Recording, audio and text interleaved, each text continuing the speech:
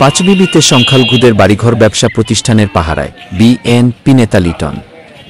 সারা দেশে বৈষম্য বিরোধী ছাত্র আন্দোলনের ফলে স্বৈরাচারী সাবেক প্রধানমন্ত্রী শেখ হাসিনা পদত্যাগ করার পর দেশে যেন কেউ অরাজকতা সৃষ্টি করতে না পারে সেই লক্ষ্যে জয়পুরহাট জেলার পাঁচবিবি উপজেলার বিএনপির সভাপতি সাইফুল ইসলাম ডালিম এর নির্দেশে উপজেলার অন্তর্গত আয়মা রসুলপুর ইউনিয়ন বিএনপির সভাপতি রাজু মাস্টারের দিক নির্দেশনা ইউনিয়ন বিএনপির সাংগঠনিক সম্পাদক বিশিষ্ট ব্যবসায়ী ও সমাজসেবক হারুনুর রশিদ লিটন আয়মা রসুলপুর ইউনিয়নের বড়মানিক কোরিয়া আগাইড মালিদহ সহ গোটা ইউনিয়ন ব্যাপী সাধারণ জনগণকে ভালো রাখতে দিনরাত পরিশ্রম করে যাচ্ছেন যাতে আয়মা রসুলপুর ইউনিয়নের সাধারণ জনগণ ও বসবাসরত কোনো সংখ্যালঘুর বাড়িঘর উপাসনালয় কিংবা ব্যবসা প্রতিষ্ঠানে এমনকি যারা বিরোধীমতে থেকে এতদিন নির্যাতন নিপীড়ন করেছে তাদের বাড়িঘর ও ব্যবসা প্রতিষ্ঠানে যেন একটি ঢিলও না পড়ে তাদের সকল কিছু পাহারা দেওয়ার দায়িত্ব নিয়ে মাঠে কাজ করে যাচ্ছেন লিটন।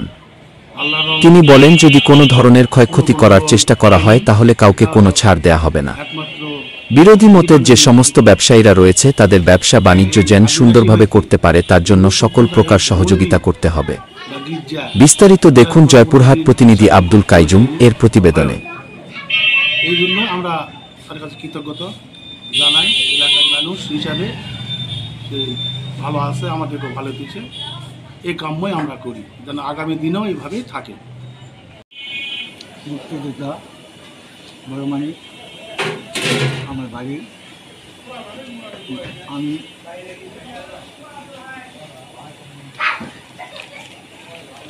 আমি ভালো আছি এবং এখানকার লোকও ভালো আছে। তবে আমি এখানে বড়মানিককে কোনো গণ্ডগোল হয়নি, যেটা হয়েছে আমি নিজে দেখছি। এখানকার নির্বাচন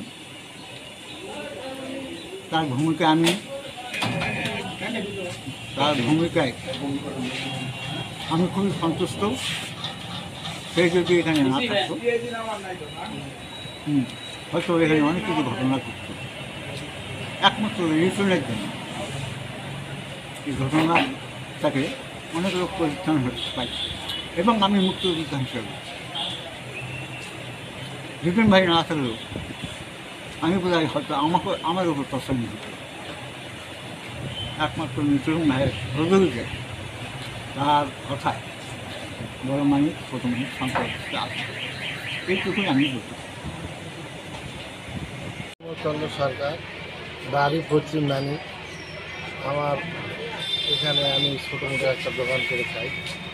হঠাৎ সেদিন আমাদের সরকার দেশ থেকে পালানোর পর দেশে আনার জন্য পরিস্থিতি সৃষ্টি হয়। তা আমরা ভয়ে তো বাড়িতে চলে যাই। বাড়ি যাই আমরা খুব দুশ্চিন্তার মধ্যে ছিলাম।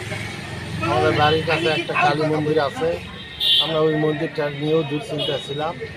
তারপরে রাতের মধ্যে সব আমাদের এই অত্র এলাকার বিএনপির নেতা লিটন উনি আমাদের বাসায় ফোন করে বলেছিল তোমাদের সমস্যা নেই, তোমরা বাইরে থেকে কোথাও যাও না, তোমরা ওখানে থাকো। আমরা এই মোতাবেক আসি। তারপরেও